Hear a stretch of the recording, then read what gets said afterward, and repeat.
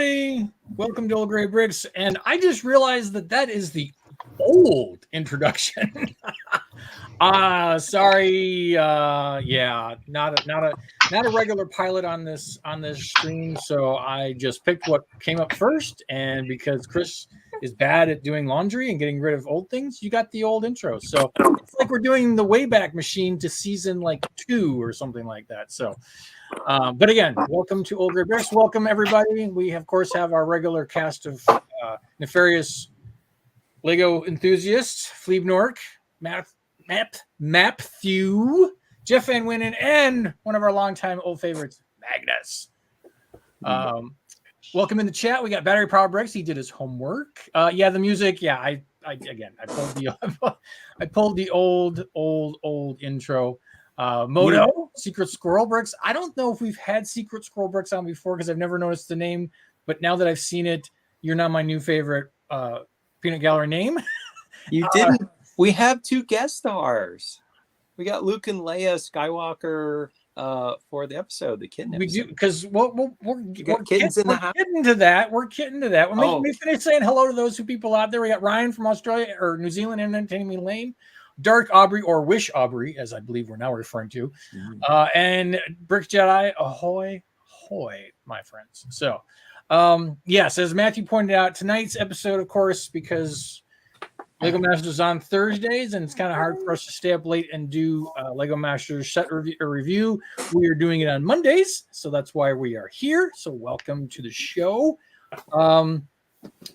Is there any business we want to talk about, or should we just jump right into talking about this week's episode, and then we'll swing back around if anybody's got time at the end? Let's go for it. Let's go for it. let's just jump right in, shall we? So, all right, I do have, and hopefully I did test this, so hopefully I won't screw this up. Here we go. Share, and I still screwed it up. Is that there we go? Is that the wet planet in Dune? Is that what we were looking at? No, it was one of the default desktops. Caladan. I think that was a Caladan picture. I try not to show my desktop just for the sheer fact that people will start giving me a hard time about how many icons I have sitting on my desktop, because I do use it like a dumping ground. I probably have 5 or 6 folders that say desktop old 1 through like 7, and I just periodically grab everything on my desktop and throw it in a folder. Old desktop, older desktop, older desktop. Basically. I mean, it's you know, what are you going to do? Paleolithic desktop. The assumption is that someday I will go back and I will go through those folders looking for whatever it was I had on my desktop that I wanted to keep. But odds are it's like a box I have in the basement that I haven't opened in 5 years and should probably just recycle. But anyway, so of course, this week's episode is all about kittens and building a habitat for those kittens to sit in. I believe each team was given a kitten and also a dossier for each kitten, and their kitten had specific traits, I guess would probably be the best word for it. And so their builds had to be centered around or included the character traits of the kitten. And so they had some requirements. And the odds are, and because we call shenanigans every episode, I'm sure there were other requirements that have not been revealed to anybody. And we'll find out about those as we go to conventions and hear about things as we go along the way. So we will go through, talk about all the builds, and then we'll reflect on the builds at the end on who won, who got sent home, and maybe we'll talk about what we would have built if we were on there. We'll see how things go. So first up, one of the bottom 2 from last week, Emily and Kelly, they got to go out the gate from the first bit. So we have their Sherlock Home in the Mystery Woods. Emily is watching us right now as well. Emily is in the peanut gallery. She's like internet famous. And as Chris does point out, and thank you for reminding me that Emily's in the chat, and I do want to make sure that we reiterate, and that this is always, we are critiquing the builds, not the builders. We are armchair quarterbacking this. I know I'm throwing in a sports ball reference, but it is very easy for us to critique and criticize a build that we are not sitting on the floor with a giant clock clicking down, and we are sitting in our offices and are warm and cozy with a beverage and nice comfortable chair, being able to say, well, I would have done this differently, or I would have done that differently. So we are not bashing on the builders in any way, shape, or form. Big respects, big props. They had to run the gauntlet to even get on the show in the first place. So there we go. So I like the birds. I like the bird sculptures, and of course, cats love birds. My 2 cats are obsessed with a feather toy, and I thought the birds were a really nice touch. Yep. And I had to think, we'll see this a couple of different times. I liked the usage of movement in any build that used movement. They all did a great job on it. And I think you could tell the people who have cats or who have been around cats who thought they knew how to do that, because they added the movement, and that's kind of just a no-brainer. Great use of the bookshelf. I think it's great. Good texturing on the ground and up into the tree. I know they got dinged a little, or not necessarily dinged. And I guess we always get the edited critique from Brickmasters, Amy and Jamie. And so they did mention that I think, and I believe Emily and Kelly's was the only one that specifically said something about trees. And so one of the thoughts from the Brickmasters is that their tree could have been bigger. But in the grand scheme of things, I think it still looks like a great looking tree, and then obviously the kitten enjoyed it and was scaling up there and having a good time. So again, if it was kitten approved, that's all that matters.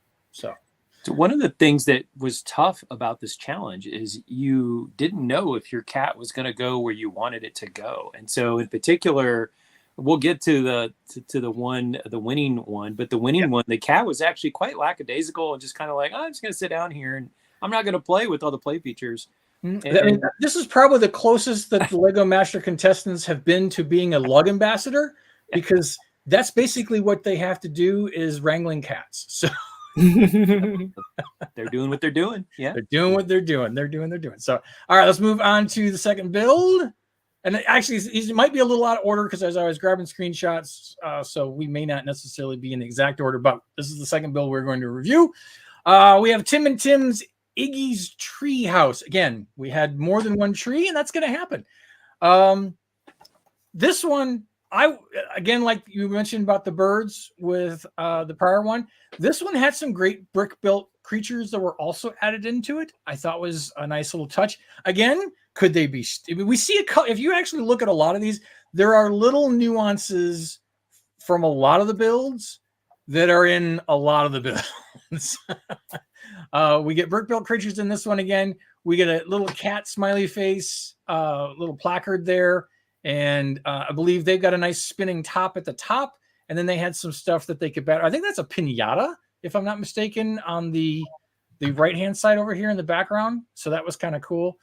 And then, of course, I believe they had motion inside. They had, I don't know if it was a mouse or a cricket or something inside the tree that was kind of coming in and out. I vaguely remember that. Any thoughts and comments? I really liked the piñata. It was kind of unique and very colorful and dangly. I thought it was a great little, very creative. I don't think I would have possibly thought of a piñata. So I actually saw a piñata in my PetSmart the other day. So I don't know. Maybe somebody else is thinking about it too. But no, I did like the piñata and the levels. I don't remember what they may have gotten pluses or minuses along the way, but I thought it was a solid build. A solid build. Definitely middle of the road build. I'll say that. I'll put this as a middle of the road build. They had the tallest tree out of them all too, right? They did. I think they even had, I think they had probably one of the biggest builds in general, I think. Yeah. There are a couple that probably are close to scale with it, but for the most part, I think this was one of the biggest. But maybe say the biggest complete build, because I know there was that cube thing that. Well, there was a cube one, and I know that the winners for the challenge also had a very large build as well. So we'll touch when we get there. So, all right, moving on. Speaking of the winning build, we have Nina and Sam's Kitty Pants laser tag. Again, we've got pictures. I think that one of my favorite parts out of this is that they did little caricatures of Amy, Jamie, and Will threw it in there. I thought that was, while not necessarily something specific for the challenge for the cat portion of the build, I thought it was a nice little pandering to the judges. Maybe, I don't know if you want to call it like that. I know that there was somebody who did something similar in season 3 that pandered to the audience or pandered to the panel, and they didn't get sent home when they might have been able to get sent home. So, good colors, very, very, very 80s, 90s laser tag feel to it. I know that Amy and Jamie were very concerned with them, thinking outside the box, not being so literal, and throwing in laser-esque without being actual laser. And they did add some interesting lights and stuff like that.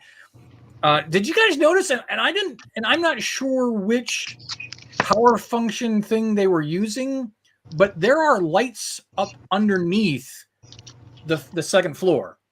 And I'm not quite sure how they did that. I have not played with a lot of the power-up stuff to know that you have the option for lights coming on and off and stuff like that. But I find that very interesting. And I thought that was cool. At first, I thought it was just like an aftermarket lighting kit that they're allowed to use, but I don't think so. Any thoughts? I mean, if it was programmable, they could have just turned them on and off. But I'm guessing you only have a few outputs to do that with, so I wasn't sure how many were flickering on and off. Yeah, I'm not 100% sure either. But I know like the two of the different, they had motion in the middle there. Two things were moving around and stuff like that. So they were obviously using some power function stuff. So Emily's telling us no aftermarket lighting kits, so it definitely had to be power function and stuff like that. And sorry, just going to interrupt. Luis, another one of the masters, has joined our chat as well. Yes, we do. As Aubrey pointed out, I'm missing the chat. I am horrible about being able to keep a conversation going and also working on the chat. So I apologize if I'm missing comments that are coming from the chat. I usually do that up to Mark because he's usually the one policing the chat to see if there's some cool comments come out. So, but this build did win the competition. We'll talk more about that towards the end. You mean this Canadian build won the competition? Second. Yeah, they won the Golden Brick, and they're from Canada, and they won the last 2 challenges. I know. Mm-hmm. My one concern with this build was that it's very blocky. You called it 80s style. When I looked at that, I was like, it's everything's pretty much right angles or. Well, I was referring to 80s color style palette. Got it. Yes. Okay. Yes. I mean, if you were to walk into a roller rink or laser tag, these were the colors you would see, kind of thing.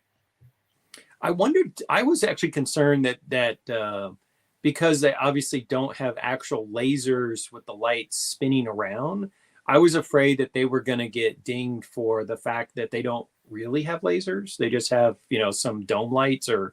Well, that was what Amy and Jamie brought to their attention because they were trying to tell them, not to be so literal because you don't have lasers. So you needed something to give the effect of lasers. And they did use even just a regular light brick, but I think those are actually, if I'm not mistaken, are they flick missiles?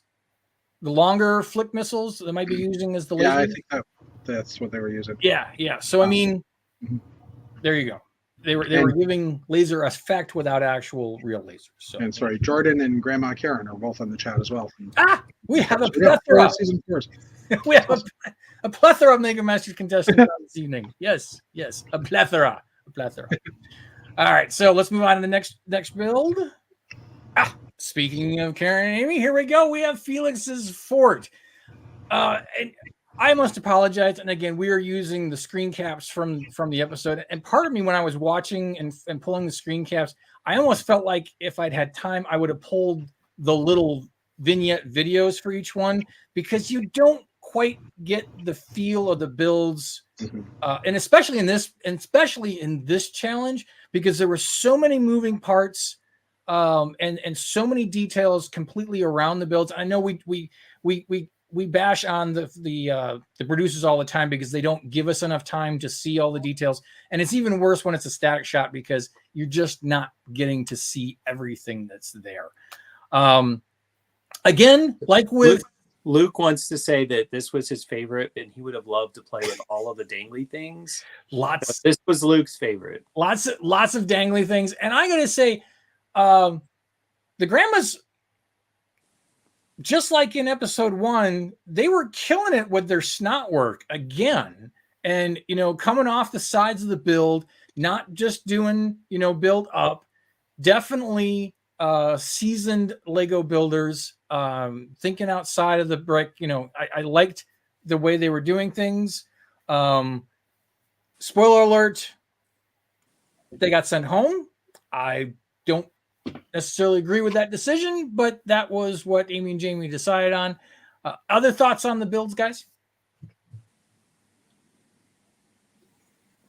Wow, now I understand why Chris has a problem when I don't show up for the stream, because you guys just won't shut up. I was letting Jeff get in a word. What's that? I was letting Jeff get in a word. I already commented on this. Don't worry. We got 11 builds to talk through, Matthew. I might be high on turkey still, so I'm not sure if, or maybe low on turkey. I don't know. I did not. I have not watched the episode yet, so this is the first time I'm getting to see the builds. Magnus, you have a pass. I completely understand. But I did like the butterflies. The butterflies are good. The butterflies. I like it. I like it. I think, you know what? I didn't notice it until before, but they actually have regular Lego trees in there. I didn't even know those were in the brick pit. I don't ever think I thought about it. The fact that the older style classic trees were actually in there. So that was kind of neat to have those in. All right, so let's move on to the next build. Bye, Felix. And there was a cat voice right there. All right, so we have Poppy and Ben's Tigers Studio. Again, as I mentioned earlier, we will see several reoccurring themes throughout the builds. Of course, we do have another, although I don't know if that's a cat portrait in the background or if it's a mouse portrait, but I think it was a mouse. Was it a mouse? Okay, maybe it was a mouse. I did like the fact, and I think that one of Tiger's things was something to do with painting or art or something like that. I wish I'd had time to go through and figured out which everybody's requirements were, and they chose to use a paint can. It's a bug. It's a bug. I don't know. It's a bug. It's a rat. I don't know. But they chose to use a paint can to be his studio, which I thought was clever. I like that. I do think that maybe they could have done a little better job of rounding it out and not giving us those creases in the middle. And maybe I'm just being a little nitpicky because I've seen so many people do brick bending, and with that kind of brick pit there, you should have been able to kind of do that. But and then maybe they were thinking about how dealing with the snot to bring things out. But that's probably the only thing I would have given a little bit of it would have been nice to see. But I think there's a dance floor, and I don't remember if it lights up. I can't remember. Did it? It did. Yeah. It did. I did. I think that was one of the things that now I remember it, and I remember that's cool. That was cool that they did that. Which again was probably why we got such a nice big base in the bottom, and that so they could fit in all the gear to make that light up. So, thoughts, comments? Well, just like I can totally see why they built it sideways, because then you have more studs to join everything too, right? Like it totally made sense versus a brick bending style. So. Yep. Although I've been seeing a lot of people put brackets on brick bending to still create those. Well, true. So, and again, I am armchair quarterbacking this on a Monday night. So, all right, I do like the paw prints though, and they did several different styles of that. So I thought that was cool, and of course the paint dripping down. I'm a big fan of that type of look. So we're good to go. All righty, moving on. Paul and Nalita's Stella's fire engine. Again, this was one of the bigger builds, but like our winners from this week's episode, very boxy, very boxy. I would have liked to have seen a little more rounded corners on this to being a fire truck to give it more of a. I mean, even though most ladder trucks are squarish, but they aren't literally a box.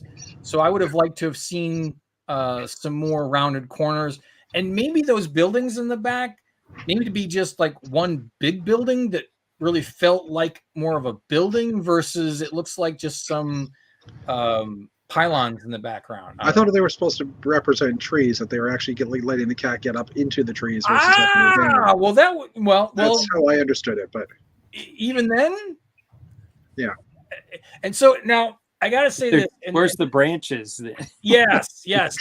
And one of the things, and granted, part of this is I watched this on Friday morning, and I'm now talking about these pictures on Monday night. So there's a lot that's been lost between now and then.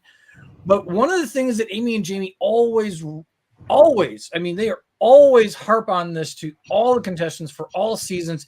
If you've got to explain it, you're not doing good enough, I guess is probably the best way to say it. And is that if there's something that isn't coming out at me that you've got to explain it, then is where things kind of get a little muddy. So now, granted, all that being said, I love the hook and ladder. The ladder for the cat to walk up was a great platform, and I think there's a nice little jump up inside. And using the big gears for wheels, fantastic job on that. This was a safe build, I would say. They didn't do a lot of risky challenges on it, but you know they could have just done a little more. So we'll see. Hopefully, we'll see some more from them.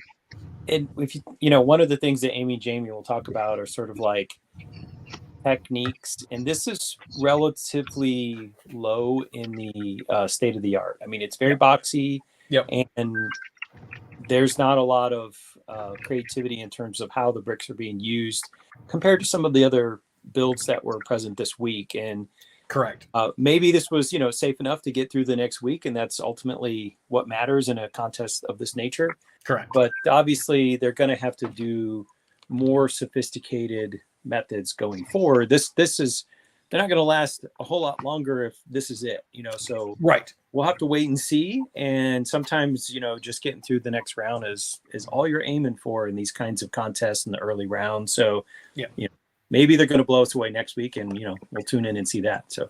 And also, and I must caveat this, we don't know what the full rules of the competition were.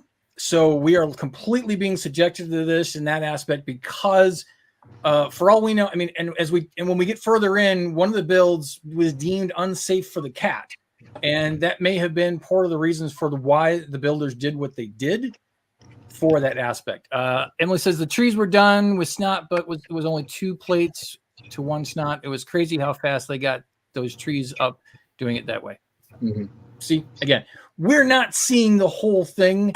We're only just kind of going at this from completely just looking off the picture and kind of looking at what we know and judging it on that aspect. So please, if you're watching this, don't take this as, you know, well, why were they even there? No, completely. You're there for a reason. You're doing a good job. From a point of view of looking at the picture the way it is right now, you can't see anything inside, right? You can see a little truck. Like I think the brief for this one was like the cat liked watching vehicles or something like that.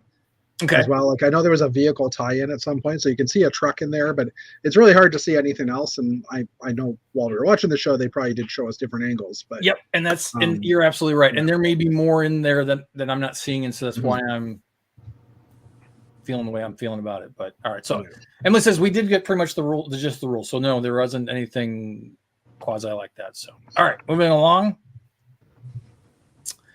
Aubrey, not Wish Aubrey, but Aubrey and Ryan's Dame Whiskers catwalk. First off, for as many cat puns that were thrown through this entire episode, which I loved every single one of them, and I know Matthew was probably just kitten smitten through the whole episode with the puns. But the fact that this, and I don't know if there were other people who wanted to do a catwalk theme, but I was glad that somebody did a catwalk theme.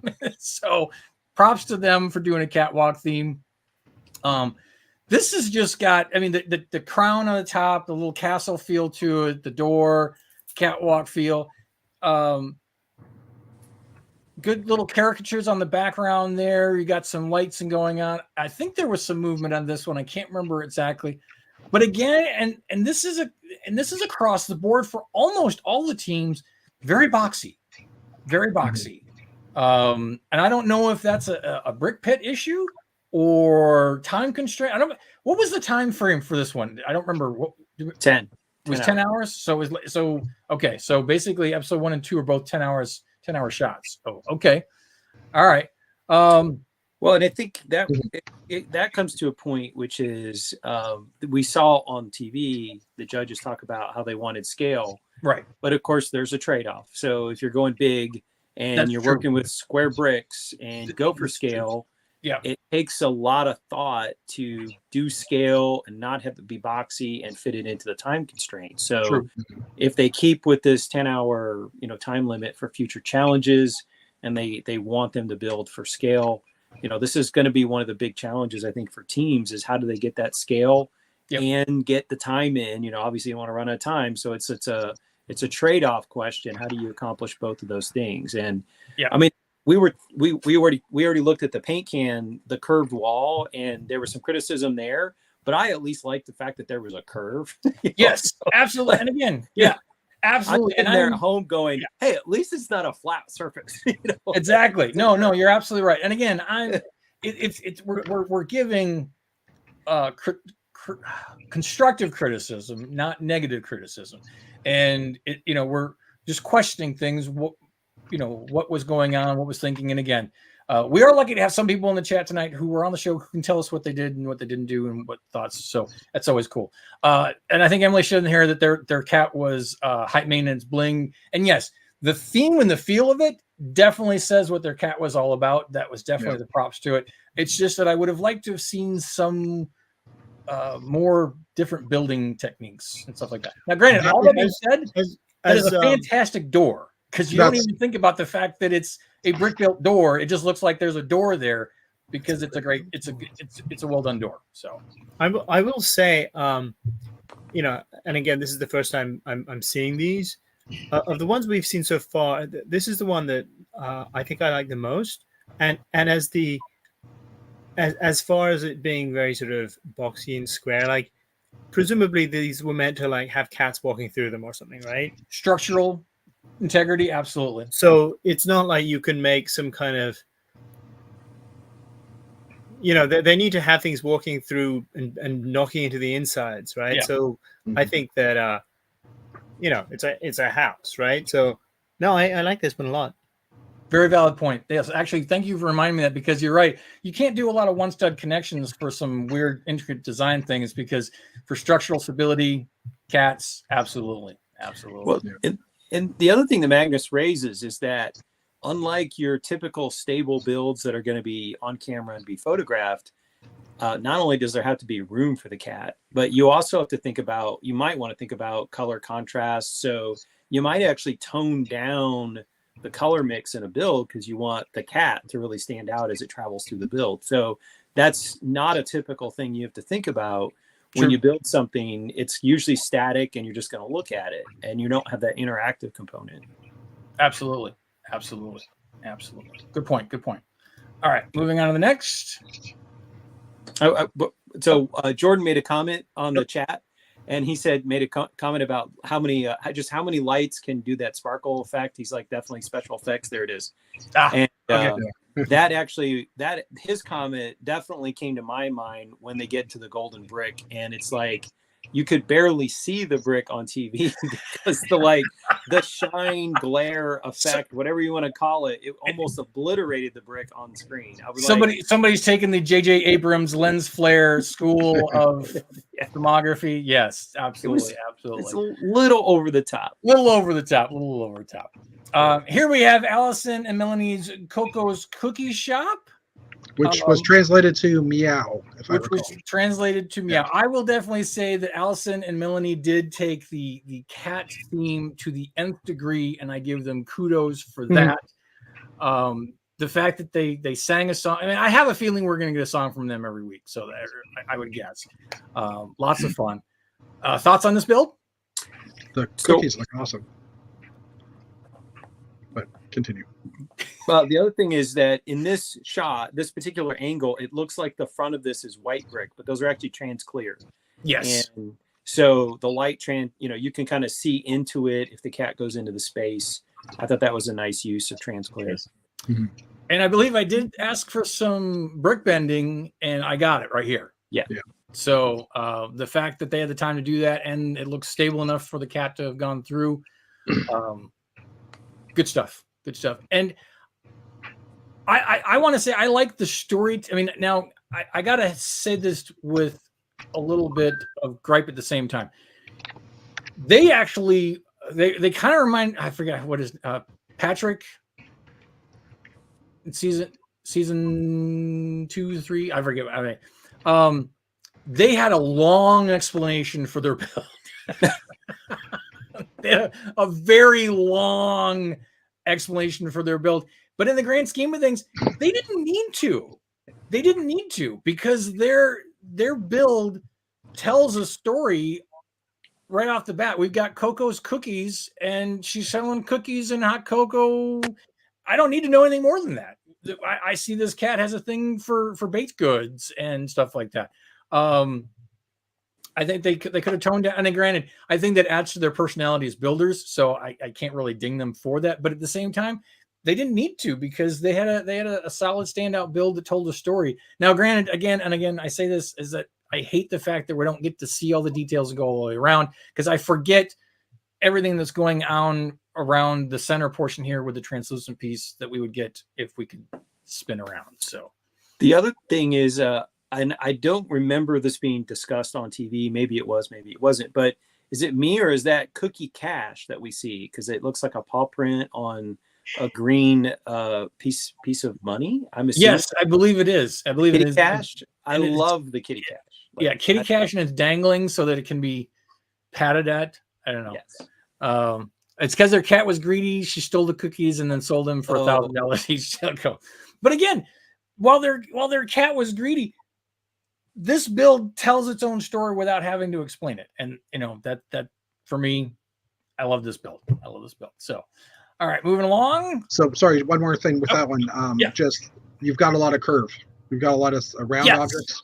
Yes. So they did go, like everybody else says, we've been saying, have been pretty boxy. Yes. This one has definitely got some good shapes. Cookies.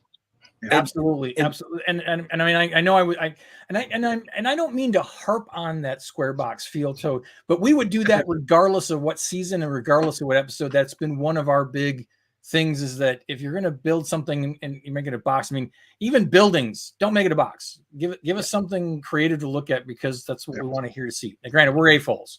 Most at-home viewers will be like, we don't care. It's beautiful. It's a big box. I love it. But yes. But as Jeff said, when you look at this, you don't immediately think that was made with square pieces of plastic. Correct. All right, moving right along.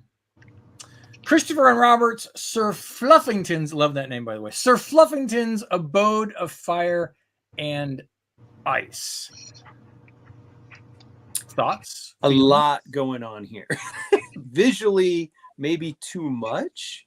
Whereas, and so I will say, it's not a square, so check, that's good. Yep. Maybe a little bit too much in the other end of the pendulum, where like, what do I look at? Oh my gosh, my like ADA is triggered. I'm like, squirrel. I mean, there's an explosion, and then there's a cat, and then there's steam rising. It's a lot.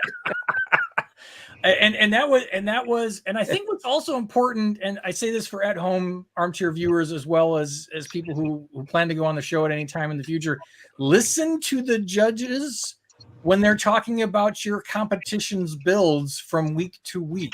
I don't know, they may not necessarily overhear the stories that go on at the build tables, but when they're judging and stuff like that, take what they say to heart, because that also affects how you're going to change and think about what your build is going forward. Because we saw Tim in episode 1 get dinged for putting 5 pounds of sugar in a 2 pound bag, or 10 pounds of sugar in a 5 pound bag, however you want to look at it. It's inflation, so we got to downsize the bags. But again, this is kind of the same thing. They got 10 pounds in a 5 pound bag, but they also did that in their episode 1 build. They had a lot going on, and maybe that's just their thing, and so that they've been going with it. Now, I will say this. This is the team that the soundbite explained what a mock was, my own creation, and then a follow-up soundbite, now I don't know if this was editing, is that something we're not familiar with doing.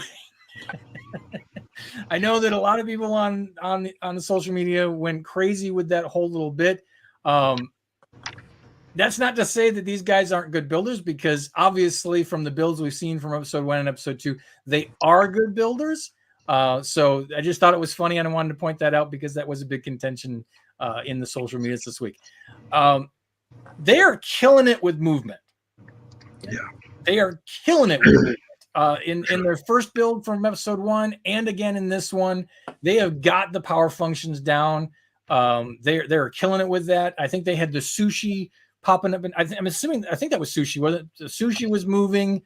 We got spinning things. I think there was even something that was tipping back and forth. Again, I think the color is good. We don't have everything. We got some brick built stuff. We've got some, it's not a square box. I think they were checking off all the boxes, but I think they could have dialed it back just a little bit. That's all I got to say about this one.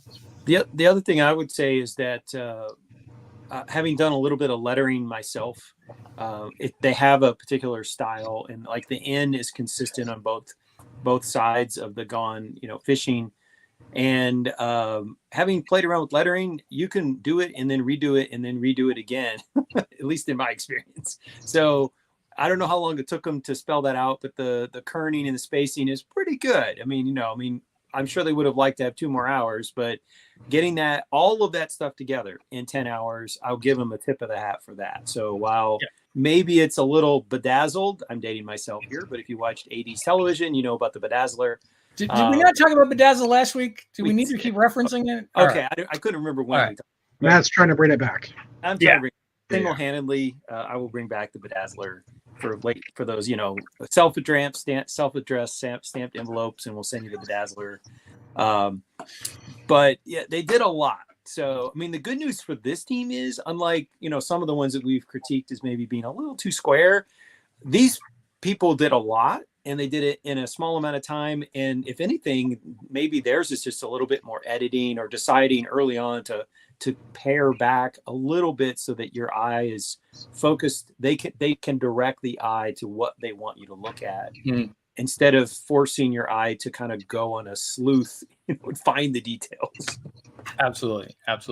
And as Aubrey pointed out, you got somebody who's built 8,000-9,000 sets. You're gonna learn a few things along the way. It's just interesting. It's just interesting decisions. It's interesting.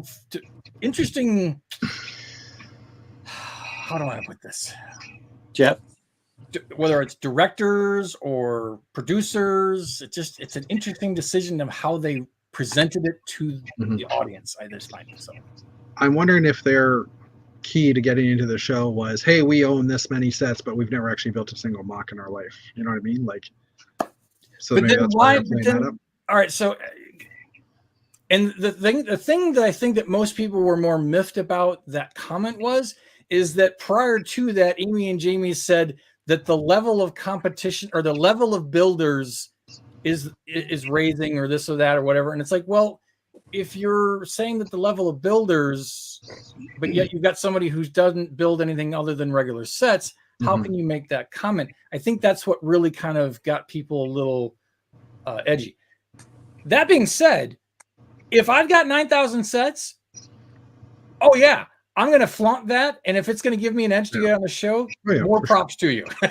I mean, if that's what that can push you over the edge to get on the show, to show that you can build, even if you tell people you can't, that's what the game's about. I mean, they alluded to it a little bit this season in somewhere along the line that it's just as it's more of a challenge just to get on the show before you even start going up against your competition, just to get on the freaking show. So, hey, Lego Masters, I have 9,000 eyes. I should be. Oh, Matthew, I have 10 times more than that.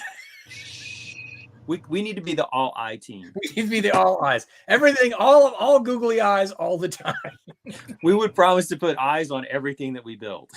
There won't be a build without eyes. There won't be eyes. God, I don't want. That gives me nightmares just thinking about it anyway. The eyes have it. That could be our team. The eyes have it. We could wear googly eyes on our clothes. I mean, we've already got like the name, and we've got the whole motif and the shtick. Look at that. We're good to go. Yeah. Get your shtick. get your stick and roll with it. So, but again, fantastic build once again from these guys. Just great things to see from them going forward. Just great things. I'm just blown away each time with everything they've shown so far. So let's see what happens next week, or this week, I should say. All right, moving along. Jordan and Chris's Princess Penelope's Perfect Palace. There's way too many P's in there, and I think even somebody made a joke about that.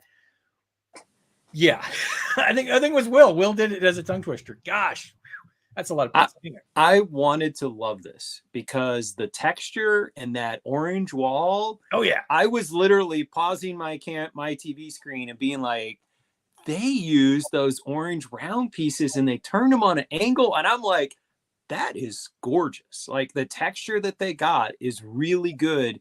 And it's hard to see on just this backed up shot, but one of the screenshots or one of the shots on the TV, I'm sitting there going, that would look really good, in other circumstances. And I love the fact that on the yellow building, they have the white trim and that kind of Victorian or whatever style. I love all the trans blue. I liked a lot of things about this build, but I did question, how could they have not thought about how the pieces were going to fit together? As someone who's built large things, I'm like, you got to at least think about that at some point. And it seemed like, at least the way it was edited, that, like in the last hour, they kind of went, oh crap, these things aren't going to connect. And I'm like, I find it hard to believe that they didn't figure that out at least a little bit earlier. Maybe they just thought, we don't have time to fix it. I don't know, but I'm sitting there at home going, you could have fixed that in 20 minutes if you did this and you did this and you put a few things and you snapped a few Technic. You could have made it more stable. I don't know. I was disappointed for them because I liked some of the things they did a lot, and it just didn't work out. I wonder. Go ahead, Nina. Or I want to point before I forget that, and as Matthew was pointing out, while it's boxy, they did enough to try and make you not think about the boxes being boxes by adding details to make them not feel so boxy, by doing contrast of colors to give us those different textures and those feels. So I gotta, props to that, even though they are boxy. Jeff, what were you saying? I was just gonna say, I think that for them it was probably the divide and conquer method, right? You work on this, we work on this, we'll throw it together at the end. Yep. And they never, like you said, never really thought about how to throw it together and make it work. Yeah. Okay, but I know certain things about how these things get filmed, and they don't actually work 10 hours straight. So they get a break and they get to go to bed and they get to go have dinner, and they can be like, okay, when you're done, sometimes yes, sometimes no. Sometimes yes, sometimes no. I mean, and that might be why this was a 10-hour build instead of a 14-hour build, because they would break it up into 2 days of filming versus 10 hours. They could probably push them through. It might have been in the Cat's contract. Lunch breaks, and unless they were specifically banned, and at least on prior seasons there wasn't any ban on talking about it during the breaks. There were opportunities to have a conversation about how my partner's section will join, and I'm disappointed for them, because I think that this shouldn't have been in the bottom two. Right. If they had just thought a little bit more. It would have at least been safe. Instead, they had to sweat it. Yeah, and again, I was still kind of confused by the whole safety for the kitten. I mean, we didn't get enough details of why, or it was just placed. I mean, my cats are stupid. My cats are stupid, but they are very agile, even on tipsy-topsy surfaces. So I'm curious. The black frame would have collapsed under the yellow building with any kind of pressure. Oh. Okay. You could see them. They were putting it together and it was not stable, just setting the yellow building on top. So that's what the safety part. And I actually agreed with Jamie that it would probably collapse if a kitten jumped into it. And I didn't disagree with them saying they don't want the kitten to go in and they don't want to fall down. Like, I thought that was reasonable. I'm just like, you're still stuck on the conspiracy theory of how did they not realize this sooner? So, I mean, if they put the legs together in the last hour and a half, then they went, oh dear, it's not going to work. But, I don't know. Like, again, all I can say is they're a big giant just clock put on the some wall. Technic in thing. I don't know. I mean, there's a big giant clock on the wall. That's all I can say. Technic pins here and there. And I hear you, man. I hear you. Okay. And sarcastically, they might have gotten the lower cost cats that don't always land on their 4 feet. It's entirely possible. This is Fox. Who knows? Yeah. Who knows? yes, as noted, this was one of the bottom two builds due to the safety. I'm assuming that the main concern was the safety and not taking about that into it, taking it into fact. So when the cat walked into the trans blue, it looked great. And oh yeah, in this sure. photo, it's hard to tell, but in between the double wall are fish, and so the cat walks in. You could see the fish, so the cat's like in the middle of an aquarium. It looked good on camera.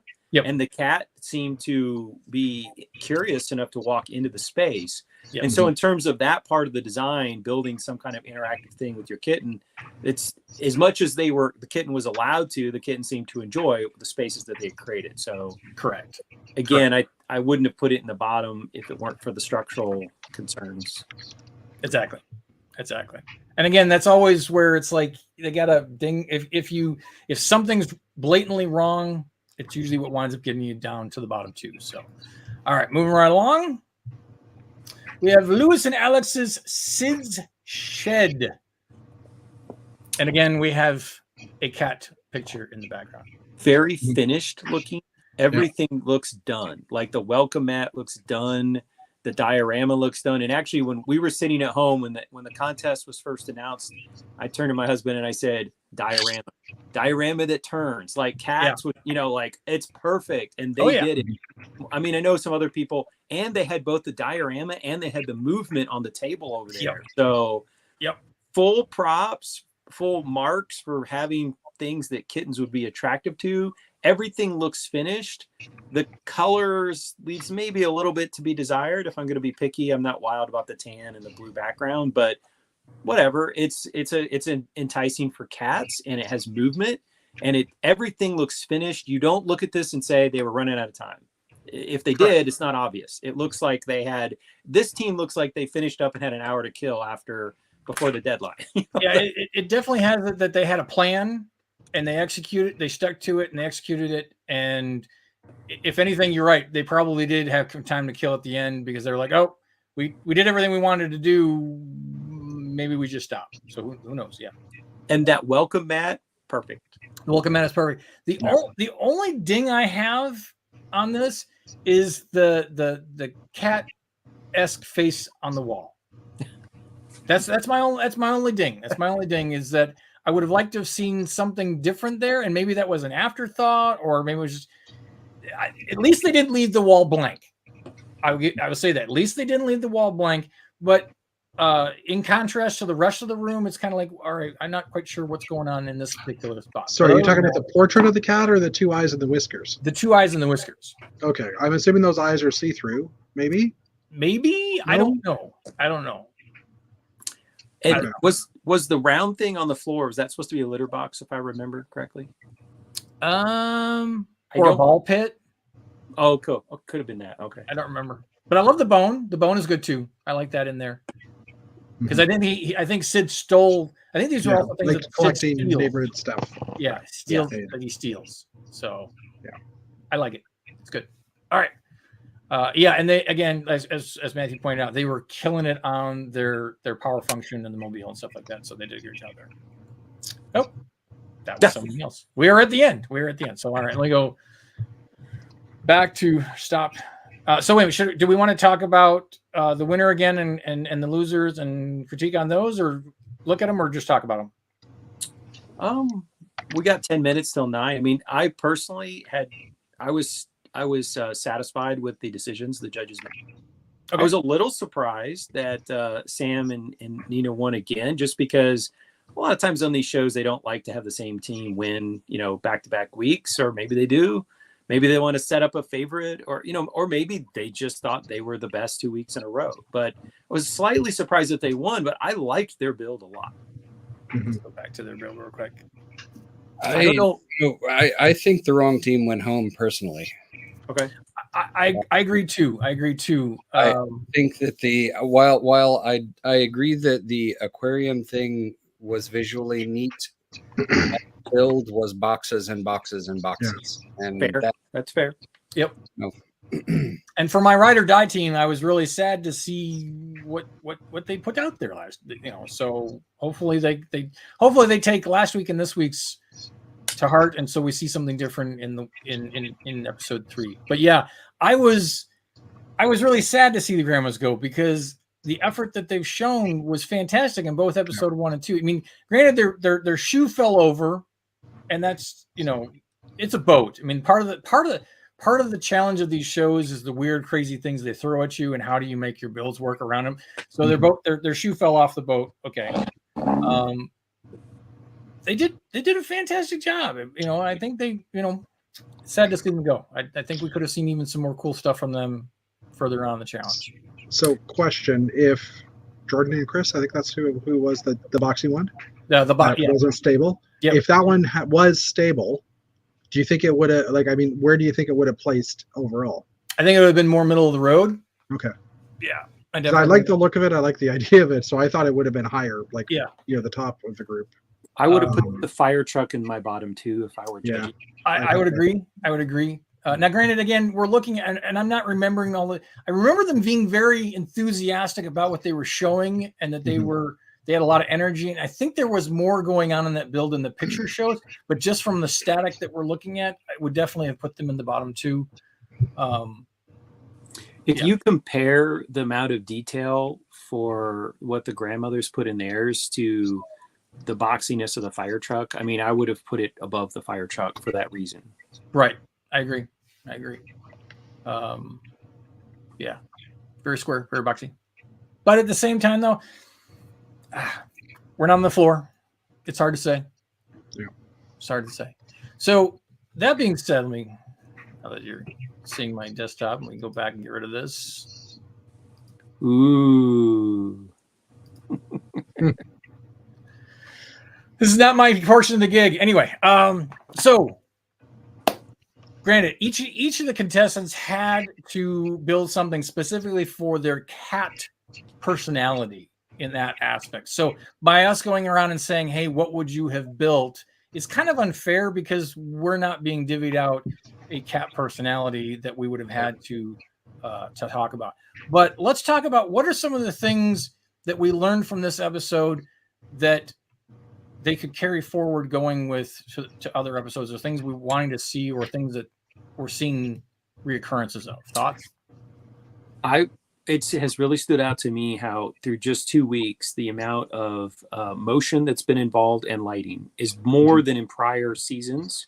Yeah. We've had weeks where power functions and lighting was an element of the contest, but from the get-go, we've had some teams that have used both motion and light already, and it's not, at least as far as we're hearing, necessarily part of the brief. So I find that the level of technical sophistication has gone up. I think, as we noted, some of the buildings were fairly boxy this week, and maybe that's just trying to get that scale in 10 hours. But I will give a nod of the head for those teams that have really used motion. In particular, the 2 teachers from Miami who had multiple motion things, and then our tech bros who also had multiple motion features in their build. So it's you know, again, it's trade-offs. You know, if you're going to put motion in, then you have a little less time to think about other things, and maybe that's one reason we have seen a little bit more boxiness in the first 2 weeks. Well, I mean, the 10 hours is what's killing me.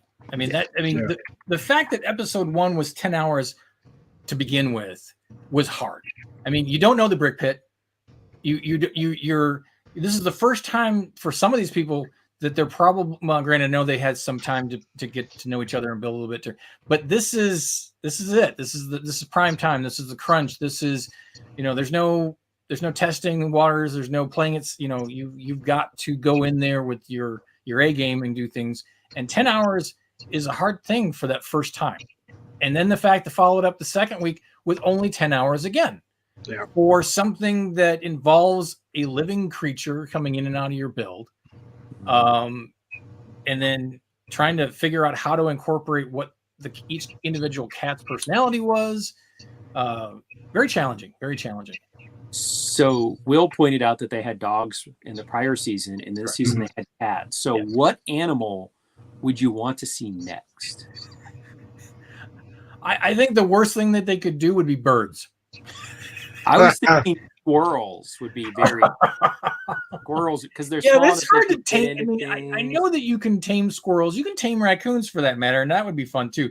But I mean, Cats and dogs are your more your more domesticated, calm Bunnies? type animals to bring in. Little bunnies going through the builds. Bunnies would be, but there'd be poop everywhere. Same thing with mice. Yeah, and bunnies, you probably start the show with like 2 or 3 and end and up then with you wind like up with 50, more. right? Well, the same thing could happen with cats too, depending on how long those cats have been there. It's like the trouble with the tribbles. you know. Yeah, it's like now Tribbles. Now that'd be a fun episode. Trouble with Tribbles would be fun. Goldfish, maybe. We are I don't know. we are so nerd dating ourselves with the Yeah. tribble references. Mhm. Reptiles would have been fun. Lizards, yeah. Lizards, You can have lambs, small lizards that could Yeah. go through and build like a terrarium kind of Yeah. thing. So or that- like a lizard maze. That'd be. I it's a love-hate relationship with these types of challenges because I mean I get it that granted other shows just give them a really cool theme and let them go crazy with building, but no, the US version is let's throw wacky antics at them and see how they survive. So we got pets, we're gonna get water pumps, we're gonna get explosions, we got volcanoes next week. volcanoes. Because I don't think we can have a Lego Masters US without something exploding at least multiple episodes in the season. So And the episode afterwards is apparently entitled "Build It by Ear." So I don't know what that's gonna be, but that sounds kind of interesting. it does sound interesting. It's a Van Gogh themed episode. Ba-dum-bum-bum. Ba-dum-bum-bum. I digress. Yeah, so just color, I think, is a big key factor in a lot of builds. Technique. They could combine the destroying things with the animal by bringing a bull and have the bull run through your Lego creation. Oh, we've got 3 minutes left and it couldn't go any quicker. Matthew's on a roll here. I did have something I was going to say. Oh, storytelling has not been a big No. factor yet. I mean, we had requirements to incorporate your cat's personality, but not a lot of storytelling involved. And I think that's probably why I enjoyed Allison and Melanie's so much, because it had its own little story, which while there were little nuances from personality wise, we didn't have a lot of storytelling. And that's one of the things I hate on some of the challenges, when they don't make that a requirement or that it's not part of the build, because that was so much in season 1. And that's why I enjoyed those builds, because there was storytelling involved. And in fairness, we did get a fair amount of that in week 1. So each boat had a personal theme. Yes, but not this challenge. Sorry, apologies to chat because our chat on StreamYard has stopped working at 8:38, and I just looking on the YouTube feed, and there's a whole conversation going on Oh, that we are not seeing. then that is a big apology, because the last thing I have in here originally was Jordan me writing crickets, because at Yeah. 8:38 that was the last message we had, which was Jordan's. And then a huge apology to the Peanut Gallery. So please don't think we've been ignoring you. We've had a technical difficulty here in StreamYard. The last message we have was from 8:38 was Jordan, and then Jeff did one at 8:49 saying crickets. So Mhm. I guess I'm gonna have to go back and watch the YouTube so I can see what the comments were. It's probably like Dana, were you dumbass for making this comment? I've just explained to you why they did this, and you just haven't acknowledged the answer. So that's probably in there. I'm sure they're from Emily, and she's pointed out how I it was wrong. felt really bad though, because we were talking about Jordans and the. Well, I was the ones we expecting them to had, make and it was comments, and I'm like, silent in chat, and I'm like, did we I offend know. them all? I'm hoping Oh. somebody's getting comments. Yeah. Okay, I'm on the app now, so I can now see the comments. I'll Well, see it's like a little late. it is. Yeah, I know. Emily says, I was screaming at you guys. I was expecting that. I'm not. Oh, on the other animals, this was really good. Somebody suggested tarantulas, Ooh. and Scorpions would be that fun. was Wish Aubrey, and then Luis suggested snakes. Ooh. Can you imagine some phobias that would come to the Oh, light? I mean, of the one of the things we snakes were didn't. One of the things we didn't talk about was the fact that, and I didn't even think about this during the dog episode, for that matter, is people with allergies. I mean, I take for granted I have 4 cats around my house, and I know I have allergies, and I just take Zyrtec D twice a day because that's what you do. But yeah, for people, and there are some people who have extreme pet allergies. So I'd like to hear some thoughts and comments from the peanut gallery on that at a later date. But I've heard some comments already, but I don't think I'm at liberty to share them on live YouTube. So. Probably best not to at this point in time. But again, those are those things to think about when they do these kinds of challenges. Is that kind of stuff. If you meet a Lego Masters contestant at a convention, you can ask them about the cat issue. I'm sure I can. Or if I sit there and there's 20 of them up on a stage, I might pose the cat question. Who knows? Somebody also suggested that chickens would be an interesting animal to put in a Lego build. So that would also be entertaining. I don't think people understand chickens are not to be messed with. And they would peck. They pack. People want to think that chickens are docile. I will tell you that they are not. Butterflies. What if you had a thing? What if you had a competition to build something to put on an animal, like you know how they had like instead of putting it on a tree, building off a tree, or building off of a single stud and a wire, building it off and putting it around an animal. Yeah, like you know how they had like war elephants in ancient times that had like towers on them. Imagine if you do that with like pigs, and you have to build like a Lego thing that'll fit on a pig. I'm pretty sure there's some like SPCA rules. Yeah. Yeah. I'm sure that there's not some good thoughts involved. I mean, if there was a pig, I'd be putting like Lego bacon on it and stuff because I think that'd be hilarious. Someone said there could be a crossover between Lego Masters and Fear Factor.